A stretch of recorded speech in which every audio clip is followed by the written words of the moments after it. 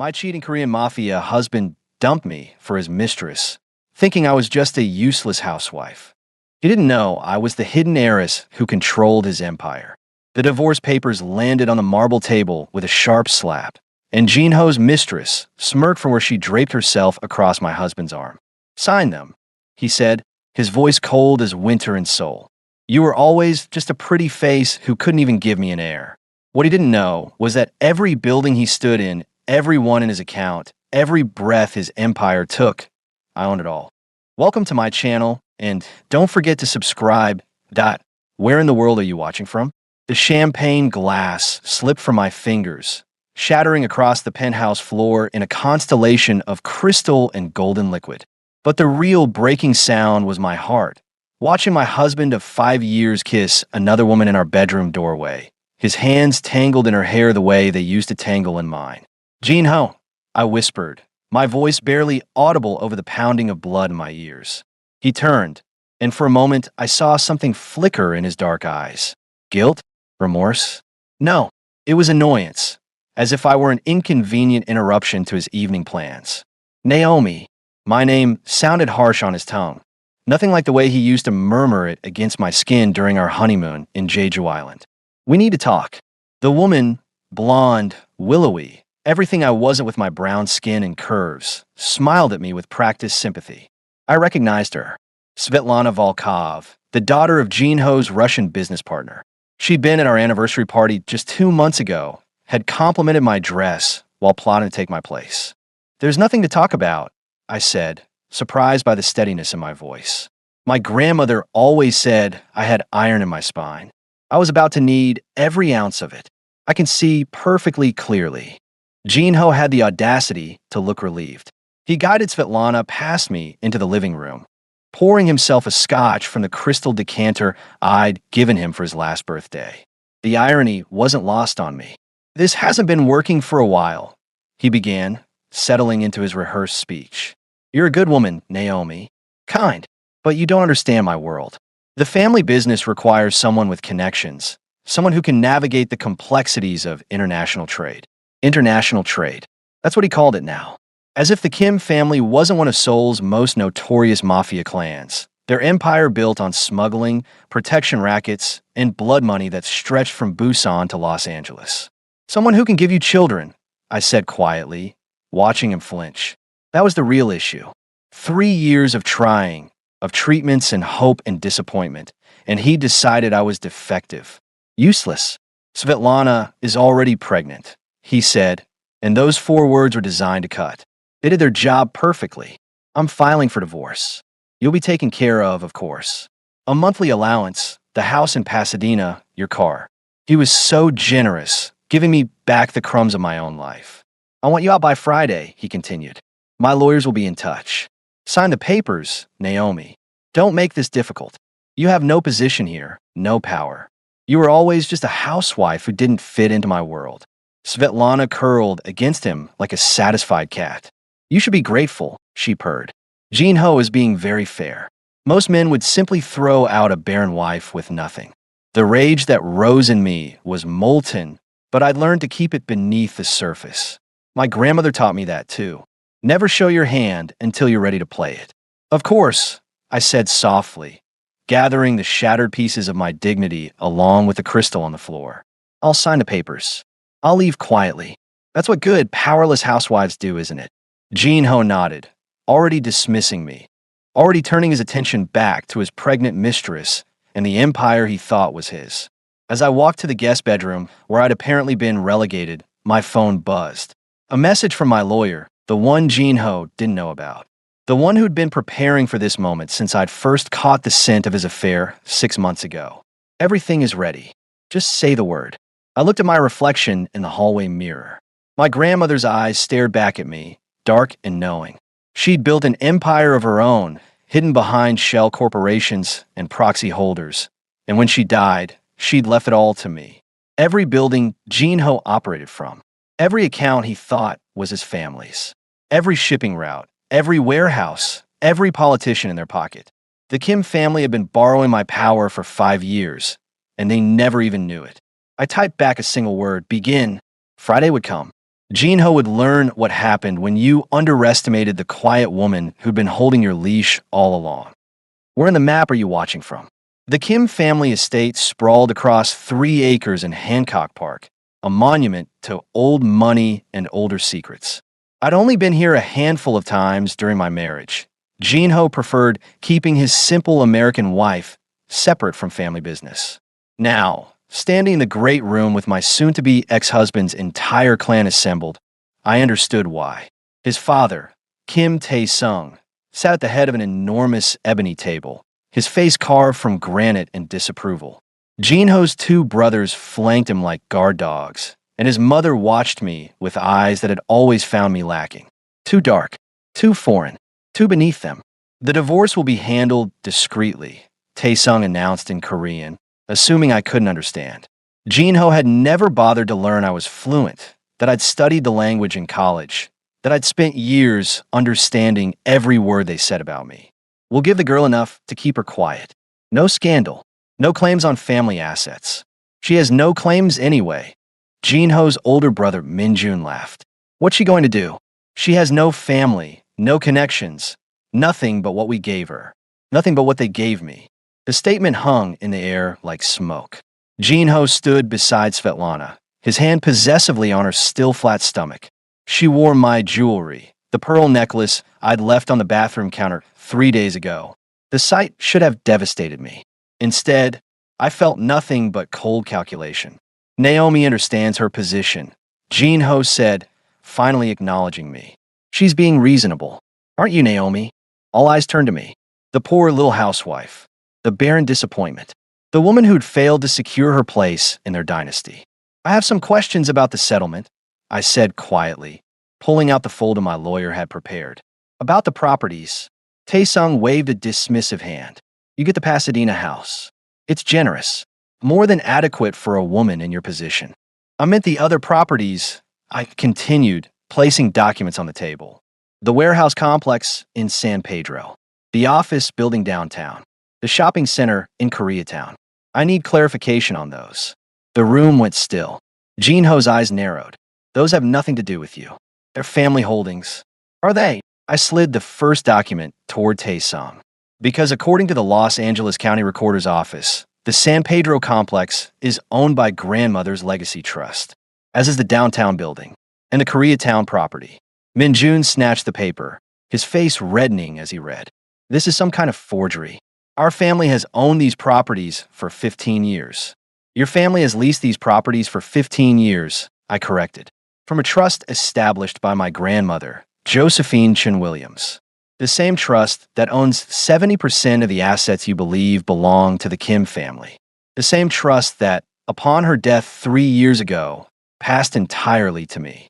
The silence was exquisite. I'd imagined this moment during countless sleepless nights, but reality was so much sweeter than fantasy. Tae-sung's face had gone purple. Impossible. Who is this grandmother? We investigated you before the marriage. You had nothing. You were nothing. You investigated Naomi Carter from Atlanta, raised by her mother after her father left. I agreed. You never investigated her grandmother, Josephine Chin Williams, who built a real estate empire across California under 50 different corporate names. You never thought to look because what would a poor black girl from the South know about generational wealth? I paused, letting them absorb it. Grandmother was very good at being invisible. She taught me the same skill. Jinho looked like I'd struck him. You're lying. This is some desperate scheme. The trust documents are public record. I interrupted. My lawyers can provide copies. Every warehouse you use for shipping. Every restaurant you launder money through. Every office building that houses your legitimate businesses. I own them. The Kim family has been my tenants since before we married, and you never knew. Svetlana's face had gone pale. Even she understood what this meant. Here's what's going to happen, I said, my voice steady despite my racing heart. I'm going to triple your rent. Effective immediately. You'll pay market rate for every property, every square foot. No more sweetheart deals negotiated with shell companies you thought were allies. You can't do this, Minjun snarled. We have contracts, which expire in 30 days, I finished. Grandmother was meticulous about timing. She knew eventually I might need leverage. She just didn't know it would be against my own husband. I gather my documents, preparing to leave them with their shock and rage. Sign the divorce papers. Jinho, I said sweetly, and pray I'm feeling generous when it's time to renegotiate your leases. After all, I'm just a powerless housewife. What I know about business. The sound of my heels on marble echoed like gunshots as I walked out. Hooked, right? The text arrived at 2 in the morning, pulling me from the first peaceful sleep I'd had in months. My new apartment, a penthouse in Century City that I actually owned, not through marriage but through my grandmother's trust, felt like a sanctuary. At least it had for 3 blissful hours. We need to talk. Emergency family meeting. 8 a.m. Don't make this worse. Jinho's message glowed on my screen, followed by another. Please, Naomi. My father is threatening war. War. The word should have frightened me. Instead, I felt a grim satisfaction as I prepared my morning coffee and watched the sun rise over Los Angeles. The Kim family had built their empire on intimidation and violence. They expected me to crumble at the first sign of pressure. They had no idea who my grandmother really was. I arrived at the estate at exactly 8, dressed in a black Chanel suit that had been grandmother's. Her scent still clung faintly to the fabric, jasmine and steel. My armor. The scene in the great room was chaos. Taesung shouted in rapid Korean at 3 men I recognized as his advisors. Jinho looked haggard, his perfect hair disheveled, his tie loosened. Minjun paced like a caged animal. Even the younger brother, Jaewon, who usually stayed out of family business, sat rigid in his chair. Svetlana was notably absent. Apparently, pregnant mistresses weren't invited to crisis management meetings. You've made a serious mistake, Taesung said the moment I entered. His English was accented but precise. You think you can threaten this family? You think some paperwork protects you? I think the law protects me. I replied calmly, taking a seat uninvited. And the 50 security cameras I've had installed in every property I own, and the copies of all documents I've sent to 3 different lawyers with instructions to release everything to the FBI if anything happens to me. That stopped him. The FBI had been circling the Kim family's operations for years, never quite able to make charges stick. I just handed them motivation to look harder at my situation. You're bluffing, Min Jun spat. You don't have the spine for this kind of play. 5 years we've known you. 5 years of watching you smile and nod and cook dinners and pretend to be something you're not. I wasn't pretending, I said quietly. I loved your brother. I want to be part of this family. I try to give you an heir. But love isn't a shield against cruelty, is it? I looked directly at Jinho. Tell me, when did you first sleep with Svetlana? Was it during my second miscarriage? Or after the 3rd round of IVF failed? His face went ashen. Even his father looked uncomfortable. You want to paint me as the villain because I dare to have boundaries, I continued. Because I refuse to disappear quietly after being discarded like trash. But let me be clear about what happens next. You have 30 days to decide if you want to renegotiate your leases at fair market value, or if you want to relocate your entire operation. Relocate. Jaewon spoke for the first time. Do you understand how much that would cost? How many connections we'd lose? Approximately $800 million, I answered, having done the math extensively. Plus the loss of established shipping routes, political relationships, and legitimate business fronts you've spent 15 years building. Grandmother's notes were very detailed about your operations. She knew exactly what you were worth because she was the foundation you built on. Taesung leaned forward, his eyes dangerous. What do you want? Money? Name your price. I want what I'm owed, I said. Respect. An apology. And Jinho's full cooperation in the divorce, with no attempts to claim any of my assets as marital property. That's all. Min Jun sounded suspicious. You could destroy us. Why settle for so little? Because unlike you, I don't enjoy causing pain, I admitted. I just refuse to be a victim. There's a difference. I stood, smoothing my grandmother's suit. You have 24 hours to provide a written apology from Jinho and his father. Then we'll discuss the lease terms. And if we refuse, Taesung challenged. I smiled cold and sharp. Then I'll accept the offer I received last week from the Petrov family. They're very interested in acquiring property in Los Angeles, and they're willing to pay 50% above market value. I believe Svetlana mentioned her father is always looking to expand his operations in California. The color drained from Hous' face. The Russian mob taking over Kim family territory would be catastrophic. It would also be deeply ironic, given that he'd chosen a Russian woman to replace me. You wouldn't, he whispered. Try me, I said, and walked out before anyone could see my hands shaking. Outside, I sat in my car for 5 full minutes, forcing myself to breathe. This was only the beginning. The apology arrived by courier at noon the next day, written on expensive cardstock in both English and Korean calligraphy. Formal, cold, but present. Taesung's signature sat beside Hous, both men's handwriting betraying the rage behind their compliance. We acknowledge our errors in judgment regarding Naomi Carter Kim's position and worth. We seek to negotiate terms that benefit all parties moving forward. Not exactly heartfelt, but I hadn't expected sincerity. I'd expected survival instinct, and that's precisely what I got. My lawyer, Patricia Montgomery, a steel-haired woman who'd worked with my grandmother for 30 years, sat across from me in my penthouse, reviewing the document with a jeweler's eye for flaws. They're scared, she said, setting down the letter. Good. Scared men make fewer stupid decisions. Usually. She pulled out another folder, this one thick with photographs and surveillance reports. Though I should warn you, Hou's been meeting with some unsavory characters. Men who don't appear in any of our databases on the Kim family operations. I studied the grainy photos. Ho entering a warehouse in Long Beach. Ho shaking hands with someone whose face was obscured. Ho looking over his shoulder, paranoid. He's looking for leverage, I said. What could hurt me that the Kim family doesn't already know?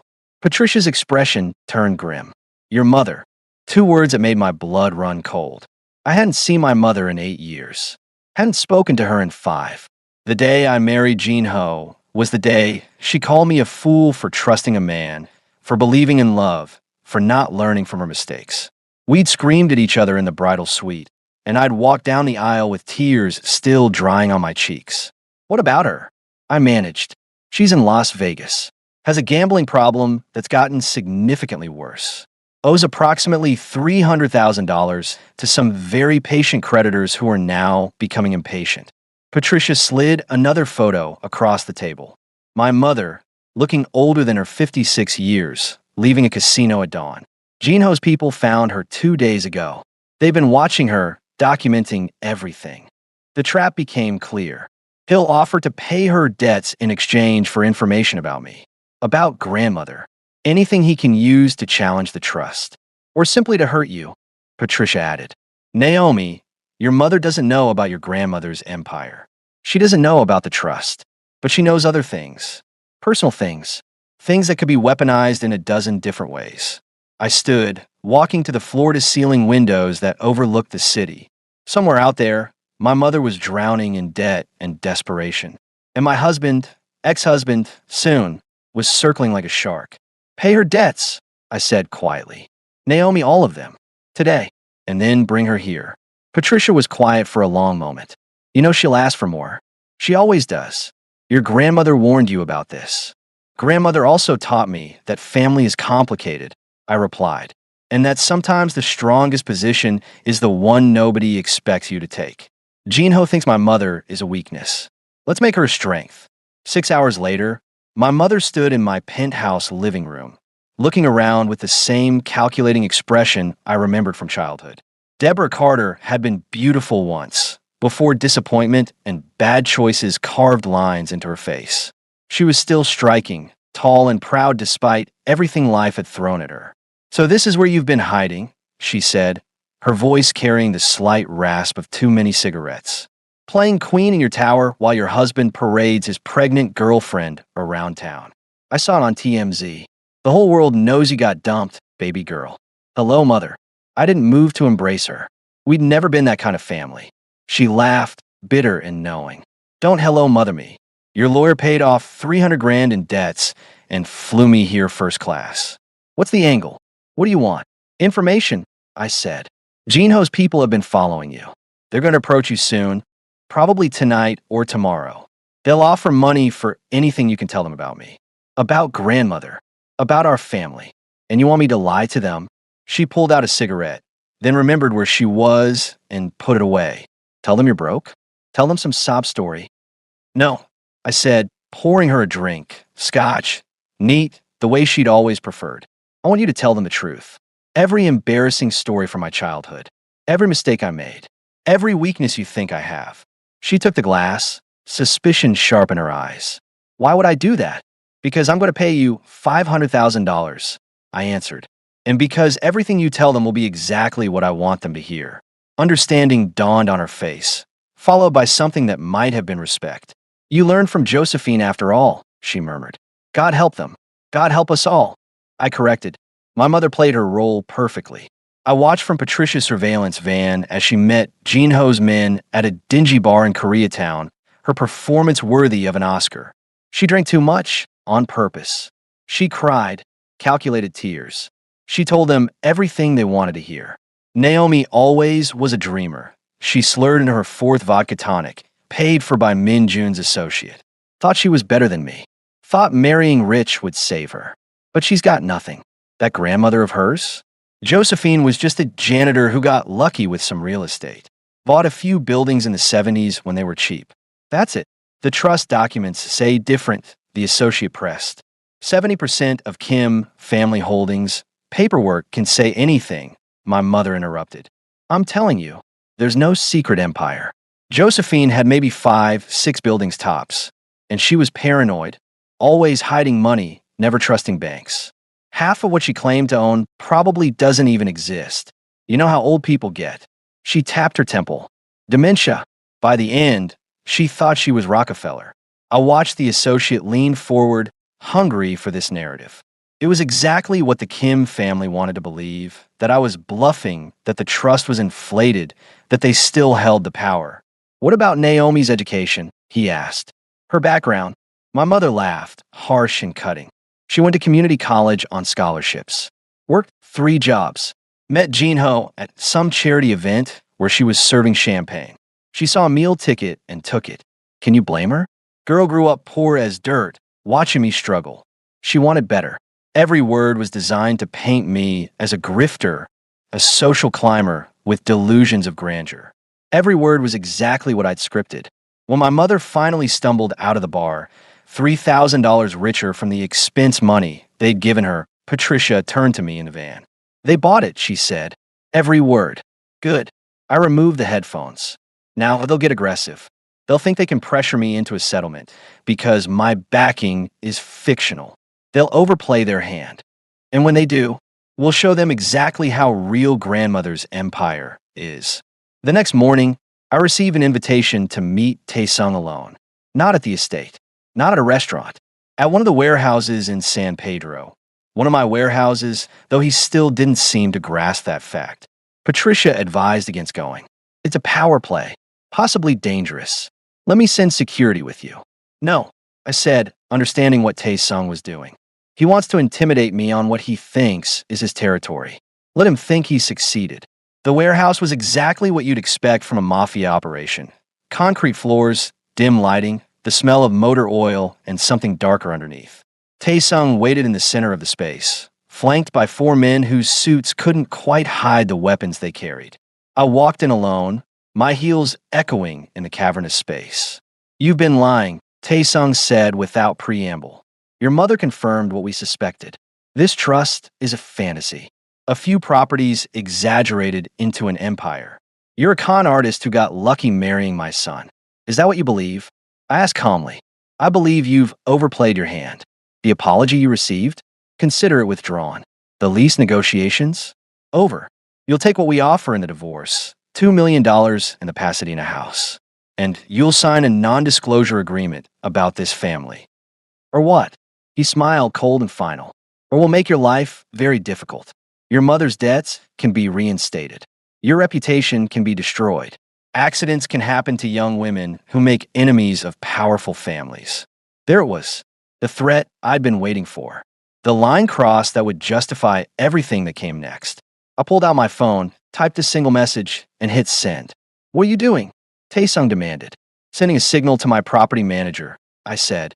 In approximately 30 seconds, you're going to receive some interesting news. His phone rang.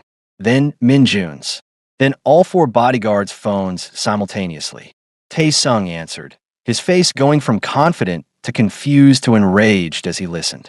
What have you done? He whispered. I've terminated every lease the Kim family holds, I said simply. Every warehouse, every office, every restaurant, every legitimate business front. You have 72 hours to vacate all properties. After that, I'm selling to the highest bidder. I paused, and the Petrov family has already made a very generous opening offer. You can't, I own it all, I interrupted. Every brick, every pipe, every square inch of space you're standing on. My grandmother didn't buy a few buildings, Mr. Kim. She bought your entire world, and she left it to me. If you believe people who use power to abuse and threaten others deserve to lose everything, drop a comment saying power belongs to those who earn it. Only bullies and cowards won't. The Kim family empire crumbled in 72 hours. Not completely. Taesung was too cunning for total annihilation, but enough to reshape the power dynamics forever. I watched from my penthouse as moving trucks emptied warehouses, as for lease signs appeared on buildings that had housed Kim operations for over a decade, as the carefully constructed facade of legitimacy came crashing down. Jin-ho called 16 times that first day. I answered on the 17th. Naomi, please. His voice was broken, desperate. Nothing like the cold dismissal he'd given me 3 weeks ago. My father, he's talking about returning to Korea. Starting over. Everything we built, everything you borrowed, I corrected. There's a difference. I made a mistake, he said, and I heard tears in his voice. Real tears. Svetlana, she's not. You thought you could discard me without consequences, I finished. You thought I was powerless.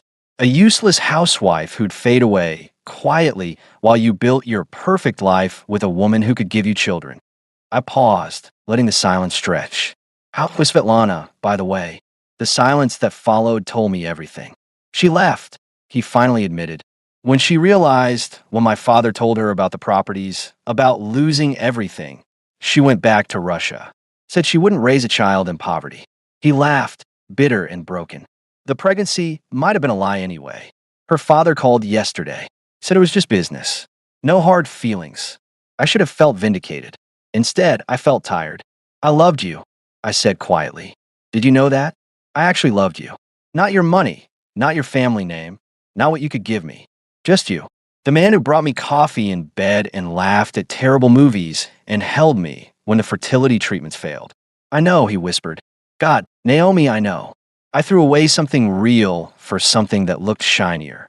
I'm so sorry. Sorry doesn't rebuild trust, I said. But it's a start. Patricia appeared in my doorway, holding another folder. Always another folder. I have to go, I told Jin-ho. Sign the divorce papers. Fair terms. I'm not interested in taking everything you have left. Just what's mine. Can I see you? One more time. Maybe someday, I said. When we've both healed. When you figured out who you are without your father's shadow. When I figured out who I am without yours. I hung up before he could respond. Patricia laid out the new documents. The Petrov family is offering $900 million for a 3-year lease on all properties. They're also willing to pay you a consulting fee to help them navigate Los Angeles business regulations. She looked up. Essentially, they want you to be their American face while they establish operations here. And the Kim family? Taesung has made a counteroffer. They'll pay fair market rate on all leases, accept your terms completely, and here's the interesting part. They want to offer you a position on their board of directors. Full voting rights. 20% profit sharing on all legitimate businesses. I walked to the window, looking out at the city that had been my grandmother's chessboard. She'd built an empire in shadows, had given me the tools to step into light. Tell Taesung I'll accept under 3 conditions, I said. First, the Kim family transitions 50% of their operations to legitimate business within 5 years.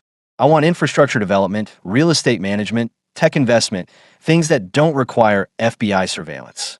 Second, they establish a foundation for Korean American small businesses, funded with $10 million annually. Grandmother would have liked that. And third, Jin-ho steps down from all family business operations. He gets a trust fund, generous, comfortable but not dynastic. Let him figure out who he is when he's not trying to impress his father. Patricia smiled. You're giving him a gift. I'm giving him a chance, I corrected. What he does with it is up to him. 6 months later, I stood in the same warehouse where Taesung had threatened me. But now it was transformed. Bright lights, fresh paint, rows of desks where a tech startup incubator was helping young Korean American entrepreneurs launch